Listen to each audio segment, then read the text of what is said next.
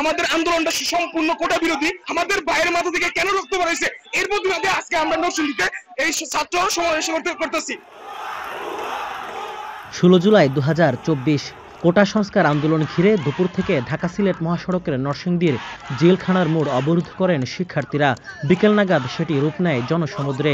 স্লোগানে স্লোগানে ঝরে পড়ে নতুন প্রজন্মের বুকে জমে থাকা ক্ষোভ। রাষ্ট্র মেরামতের দায়িত্ব নিতে চাওয়া শিক্ষার্থীদের স্বপ্নের চোখে পুলিশের টিয়ার শেলের ঝাঁজ। পথে পথে পুলিশের পাশাপাশি ছাত্রলীগের বাধা, তবুও হাল ছাড়েনি কেউ। শেকড় থেকে শিখরে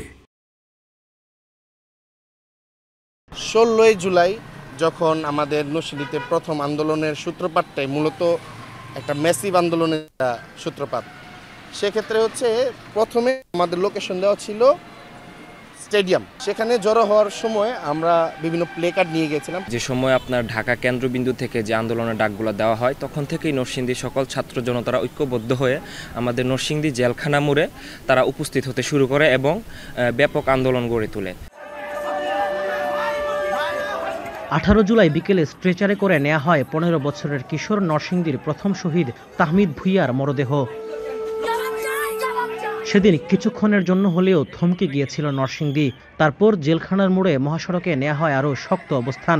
পুরো শহরে ছড়িয়ে পড়ে আন্দোলন। সে সময়ের বর্বরতার কথা মনে হলে এখনও শিউরে ওঠেন জুলাই যোদ্ধারা। আমাদের স্নেহের একটা মাসুম বাচ্চা তাহমিদ মারা গেল।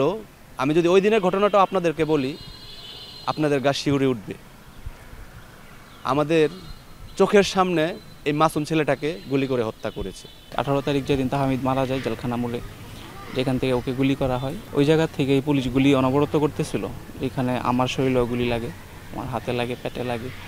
তো ওই সিচুয়েশনটা আসলে বলে বোঝানোর মতো না। হাসপাতালে তিল ধারণের ঠাঁই নেই। পেট, পিঠ এবং বুকে আঘাত নিয়েই সড়ক দখল করে শিক্ষার্থীরা। পুলিশের সামনে 2 হাত প্রসারিত করে জানান দেয়, বুকের ভেতর দারুণ ঝড়, বুক পেতেছে গুলিকর। আন্দোলন চলাকালীন জেলার সবচেয়ে বড় ঘটনা ঘটে 19 জুলাই বিকেলে। জেলা কারাগারের মূল ফটক ভেঙে ফেলে বিক্ষুব্ধ জনতা। পালিয়ে যান 9 জঙ্গিসহ 826 কয়েদির সবাই। লুট করা হয় 85টি অস্ত্র ও প্রায় 8000 রাউন্ড গুলি। ভাঙচুর এবং লুটপাটের পরদিন সকালেও কারাগারে জ্বলছিল আগুন।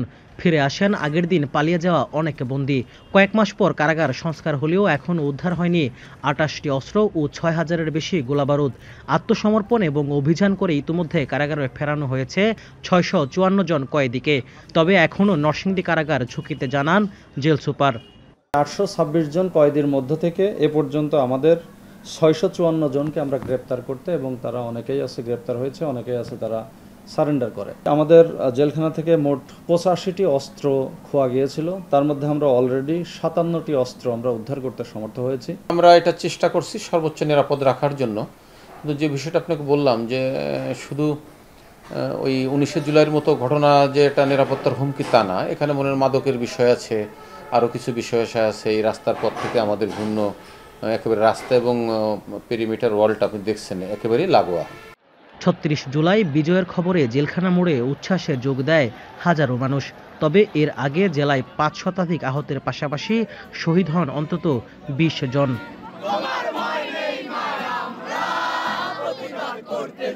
রাকিবুল ইসলাম, এখন নরসিংদী।